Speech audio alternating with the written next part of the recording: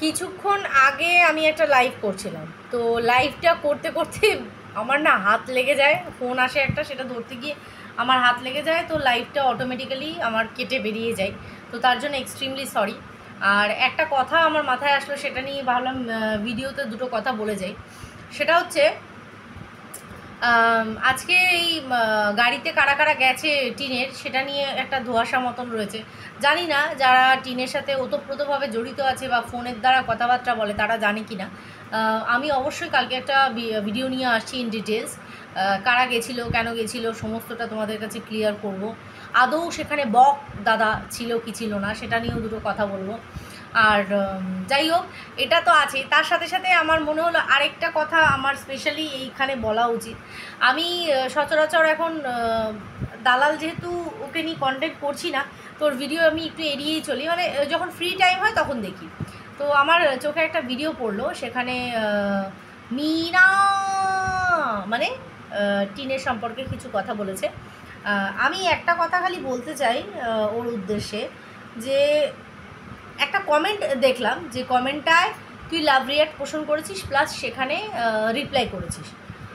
Love react পোষণ করেছিস এই কথাটাতে, যে কেউ একজন বলেছে যে এত কথা বলো তুমি, তাহলে কি তোমার মনে হয় যে ও ওই ফ্ল্যাটে একা থাকে? সেখানে তুই রিপ্লাই করেছিস কেন, আপনার কি মনে হয় বলে তুই ওর কমেন্টটাতে লাভ রিয়াক্ট পোষণ করেছিস। তোর কথাটা শুনে কোথাও না কোথাও মনে হলো যে তুইও জানিস যে ও ওখানে একা থাকে কি থাকে না। পরিষ্কারভাবে তুই সেটা জানিস, কিন্তু কোথাও না কোথাও মানে একটা দালালিগত স্বভাব একটা রয়ে গেছে তো রন্ধ্রে রন্ধ্রে। তো সেইটাকে প্রিটেন্ড করার জন্য তুই কিন্তু মানে স্টিক হয়ে আছিস যে না, আমাকে ফোনদীপের এগেনস্টে বলতে হবে আর গামলার ফরে বলতে হবে, যেখানে কি না গামলা তোকে খুব মিষ্টিভাবে, এমন একটা মহিলা যে কিনা মানে তারই প্রাক্তন স্বামীর সাথে প্রেমালাপ ঘটাতে গেছিল, এরকম একটা নারীর কাছে তোর সম্পর্কে বলেছে যে তুই তার মাথায় কাঁঠাল ভেঙে খাস।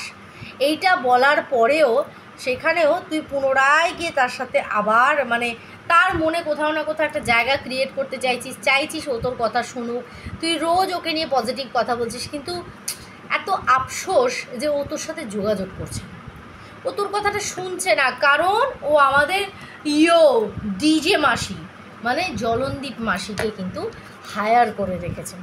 তাই দেখো না, মা রে তুই যে ভিডিও দিলি না রে, একদম ও মাই ডগ টাইপস।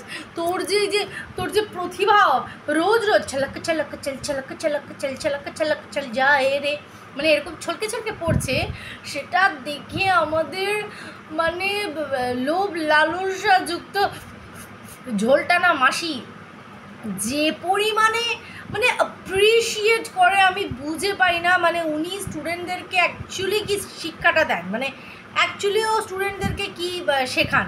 তো আমি দেখছি টিনের করা প্রত্যেকটা জিনিসকে এত সুন্দরভাবে উনি সেটাকে ডেসক্রাইব করছেন, আর মাঝখানে কে ঢুকছে, ওই লোকটা বাবা, ওই লোকটা যে ওনার কোন কোন জায়গায় সুরসুরি দিয়েছে মাসি, হ্যাঁ মানে একদম যা তা অবস্থা। তো এইরকম একটা মাসিকে হায়ার করার পর তোর কি মনে হয় যে ও যাকে নিয়ে এইটা ভাবে, কারণ তুই ম্যান্ডির মানে মন্দিরার ক্ষেত্রে যেটা গুছিয়ে রেখে দিয়েছিস সেটা দেখে ও আগাম শিক্ষা নিয়েছে, ওই জন্যেই ও বলে যে তুই অন্যের মাথায় কাঁঠাল ভেঙে খাস, মানে যখন প্রয়োজন হয় তখন মন্দিরাকে একদম চুষলে মানে মন্দিরার রস চুষে নিয়ে সেটা গড়গড় করে ওয়াইটিতে ছড়িয়েছিস। এখন যখন আতে ঘা লেগেছে, মন্দিরে যখন আর কথা বলছে না, তখনই একটা করে সমস্ত ফাঁস করেছিস। তো এটা থেকে ও আগেই सबक सीख लिया बोल दिया যে তুই दूसरे के सर पे কাঁঠাল ভাং ভাঙকে খাতা হয়, তাই না?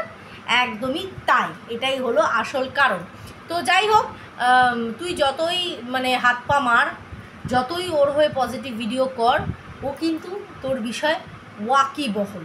তো তোকে সেই জায়গা ও আর কোনোদিনও দেবে না, ঠিক আছে? তুই কষ্ট পাস, দুঃখ পাস, ডাজন্ট ম্যাটার ওর কাছে। তো যাই হোক, এটা তো একটা বিষয় গেল। তো আরেকবার বলে যাচ্ছি, কালকে সমস্তটা ক্লিয়ার করব যে আদৌ সেদিন কাকে কাকে নিয়ে গেছিলো। আর বাবা, এইরকম হ্যাঁ রে, কী রে গামলা, এইরকম মানুষদের নিয়ে গেছিলিস? আমি বলছি না to be very careful Sandeep. ও কিন্তু হাত পা মারছে, ওর যে রিভেঞ্জফুল মেন্টালিটি সেটা থেকে দাঁড়িয়ে ও কিন্তু কৃষাণুকে নিজের কাছে নেওয়ার জন্য প্রচুর হাত পা মারছে।